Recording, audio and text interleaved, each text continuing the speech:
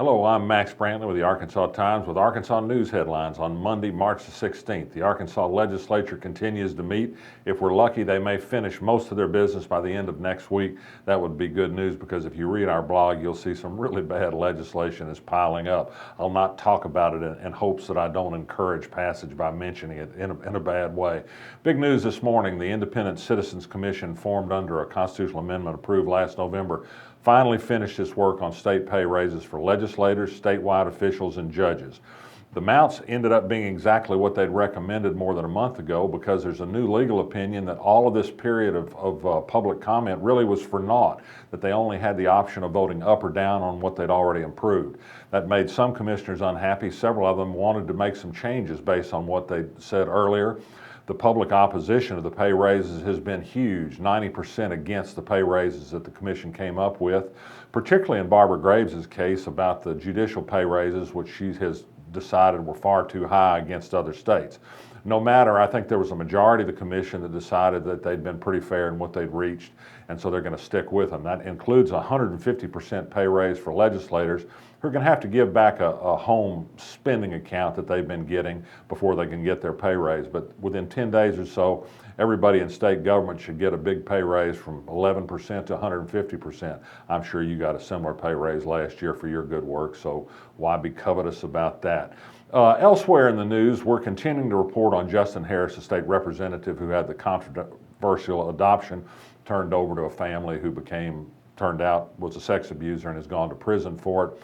We've been reporting on use of his adopted children in political campaigns, which is not allowed by state regulations. Some questions will be raised today about the profit he made from these adoptions that he later turned over just a few months later. So there's more to be coming on that story, including some investigations of general adoption procedures and general procedures outside not just the adoption realm, but other elements in the huge Department of Human Services. Gay rights continues to be in the news, or as a reader has said properly, civil rights for all. There was a parade in Eureka Springs Sunday in which there were a number of demonstrators demonstrating in support of civil rights for all, equal justice for all. They didn't say gay people specifically, but the reference was to the recent Eureka Springs ordinance that will guarantee civil rights protections to people of sexual minorities, even with a state law that attempts to make that impossible. That's good news. It suggests there's going to be strong grassroots support in Eureka Springs to retain that ordinance.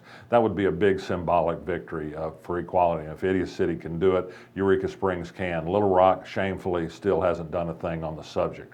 Tom Cotton went on national TV Sunday to defend the letter he wrote to Iran about ignoring the president on his arms negotiation work.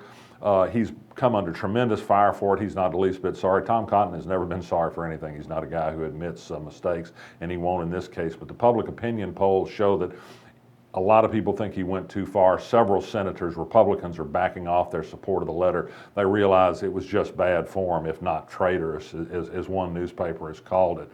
More nepotism news. Blue Hog Report digs deeper into some hirings of legislators' spouses and found that Governor Asa Hutchinson and Treasurer Dennis Milligan all hired spouses of legislators to work without seemingly getting the specific authorization that arguably was necessary from the Joint Budget Committee. Of course, they'd have gotten it because it's all Republicans in the majority on the Joint Budget Committee, but still a not good attention to detail by some state officials. I think the practice of hiring legislator spouses by officers who need legislative approval for things, even if it is legal, probably shouldn't be done just as a matter of appearances. Speaking of state constitutional officers, Mark Martin, the Secretary of State, not the race car driver, slipped out of the country over the weekend for a 2-week trip to Ghana in the middle of the legislative session. The legislative session, which includes a bill to give, believe it or not, Mark Martin's office an investigative unit to go after election fraud. A law enforcement agency under Mark Martin's control, better he stay in Ghana and not come home.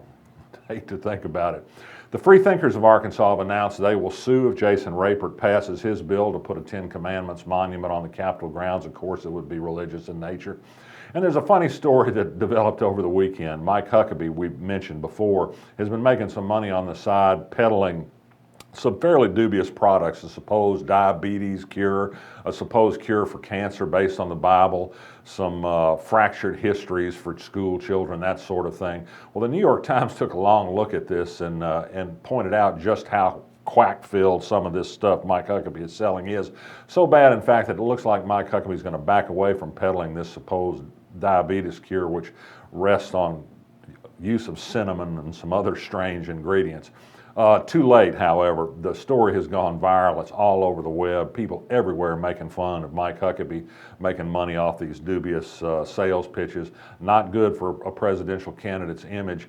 He may have thrown himself into the joke category with this, and just in time for the Iowa caucuses. I'm Max Brantley. I'll be back tomorrow.